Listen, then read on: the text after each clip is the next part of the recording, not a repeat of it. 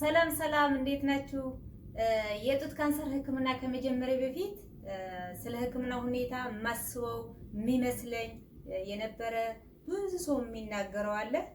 በኋላ ወደ ህክምና ገብቼ ትክክለኛ እውነታ ያገኘሁት የሚሰማኝ የነበረ ደግሞ አለ። ሁለቱም የተለያዩ ናቸው እና ለዛሬ ገና በሽታው እንዳለብኝ እንደተነገረኝ ወደ ህክምና ከመግባቴ በፊት አንዳንድ ነገሮች በዚህ መልክ በደንብ ተረድቻቸው በሆን ኑሮ አውቄያቸው በሆን ኑሮ በጣም ያስፈልገኝ ይጠቅመኝ ነበር እምላቸው አሉ እና ከነሱ የተወሰኑ ዋና ዋና እምላቸው አካፍላቸዋለሁኝ። የመጀመሪያው የሚሆነው ይሄ በጣም ብዙ ሰው የሚለኝ የነበረ ነው። ለራሴም እኔ እንደዛ አልነበር። ጠንከር ማለት ነው፣ ሁሉ ነገር ጥሩ ይሆናል። አንቺ እኮ በጣም ጠንካራ ነሽ፣ አንቺም ታለቅሻለሽ እንዴ? አረ ማልቀስ ከአንቺ ጋር አይሄድም እንዴ? ፊትሽ እኮ ሁሌ እንዲያውም ደስታ ነው የሚታየው። ለምንድነው መጥፎን የምታስቢው? እና ሌሎቹም ነበሩ። እኔ በትክክል የሚሰማኝ የነበረው ግን እንደዛ አይደለም። ለምንድነው ሁሌ ጠንካራ መሆን ያለብኝ? ለምንድነው እንደ በዚህ ሁኔታ የሚያልፍ ሰው እኮ ማልቀስም፣ ማዘንም፣ መጨነቅም፣ መፍራትም በቃ ኖርማል ነው። በዚህ ሁኔታ የሚያልፍ ሰው በቃ በጣም ኖርማል ነው።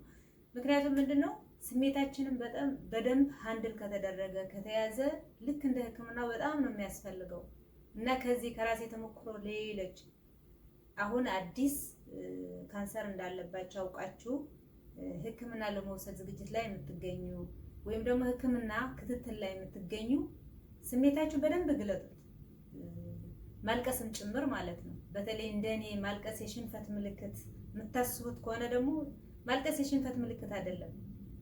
ምክንያቱም በሽታው ከባድ ነው፣ ህክምናው ከባድ ነው። ከዛ ደግሞ ሳይድ ኢፌክት አለ።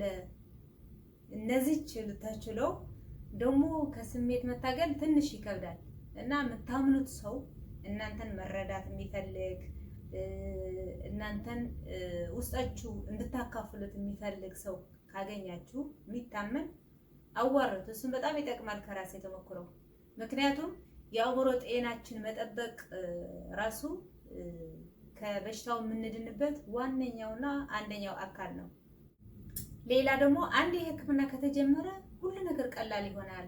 አሁንማ እየታከምሽ ነው፣ እየታከምክ ነው፣ በቃ ከባዱን አልፈሽዋል፣ እንደዛ አይነት የሚላለ። ግን ሁሌ እንደምለው ምንድነው የካንሰር ህክምና እንደሌላ አይነት ህክምና አይደለም። ሁሉ ሰውነታችን ስለሚነካ ስለሚያደክመን ደግሞ ከዛ ከህክምናው የሚመጡ ሳይድ ኢፌክቶች ይቀያየራሉ።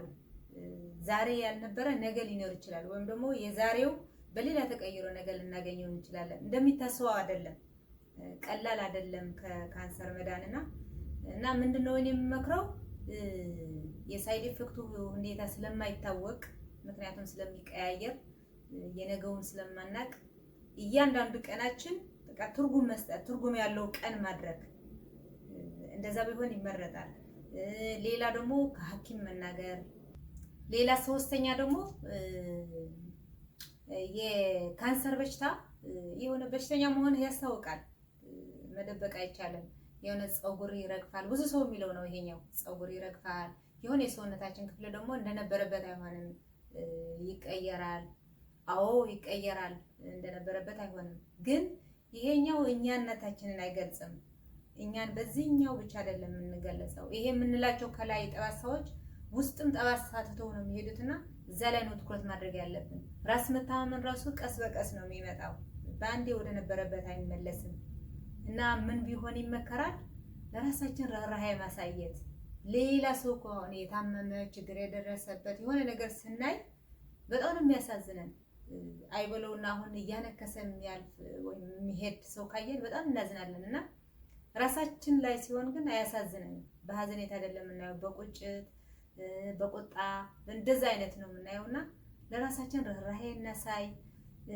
የምንፈልገው የሚመቸን ለእኛን የሚመቸን መልበስ፣ የሚመቸን ማድረግ። ምክንያቱም ምንድነው ከበሽታው መዳን ማለት ራስንም መቀበል ይጨምራል። ሌላ ደግሞ አንድ የህክምናው ካለቀ በቃ ህይወት ወደ ነበረበት ይመለሳል። እንኳን ደስ አለሽ፣ እንኳን ደስ አለ፣ በቃ አሁን በኋላማ ፈታ ማለት ነው፣ ተገላገልክ፣ እንደዛ የሚላለን። እውነታው ግን ምንድነው የሆነ ህክምና ካለቀ በኋላ ነው እንደዛ የሚልና እውነታው ግን ምንድነው በሽታው ተመልሶ እንዳይመጣ ያለ ፍርሃት ራሱ በጣም ይከብዳል። ምክንያቱም ይሄ ከካንሰር መዳን ሌላ ችግር ይዞ ነው የሚመጣው። የራስ መተማመን ታጠዋለህ እና ምንድን ነው የሚመከረው? ይሄ ትተው የመጣው አንነት ከመፈለግ አዲስ ኖርማል መልመድ ደግሞ ከተመሳሳይ በዛ ያለፉ ወይም ደግሞ በዛ ሁኔታ ያሉ ሰዎች እነሱ ማህበራት፣ ግሩፖች ወደዛ መቀላቀል ጆይን ማድረግ። እዚህ ሀገር አሁን 1-2 የሚሆን ጆይን አድርጌያለሁ እኔና እሳትፋለሁ። የሚሰማን ነገር እንስፋለን፣ ውይይት ነገር አለ እና በጣም ይቀልሃል እዛ ስታገኘው ማለት ነው። እና የሚያስፈራ ነገር ደግሞ አለመደበቅ ሲወራ ይሻላል እና ማውራት መናገር ይሻላል። የመጨረሻው ብዙ ጥያቄ መጠየቅ አያስፈልግም፣ ብዙ ማሰብ አያስፈልግም። ዶክተርህን እመን፣ ዶክተርሽን እመኝ ይባላል። ግን ደግሞ ስትጠይቅ ጉልበት ይሰጣል። የምታከመው ሁሉ ነገር ስታቅ ደግሞ ከሚመጣው ፍርሃት ይቀንሳል። ደግሞ በሰውነታችን የሚከናወነው ሁሉ ነገር የማወቅ ግዴታ አለብን እና የሚመከረው ምንድነው? ገና የዶክተርን ቀጠሮ ሳይደርስ ጥያቄዎችን በደንብ መዘጋጀት፣ ከተቻለ ደግሞ ዶክተር ጋር ስንቀርብ ከሌላ ሰው መሄድ። ሁሌ ደግሞ መርሳት የሌለብን የራሳችን ጠበቃ መሆን ነው። ለዛሬ እዚህ ጨርሻለሁ። በሚቀጥለው እሁድ ሌላ ቪዲዮ ይዤ እመጣለሁ።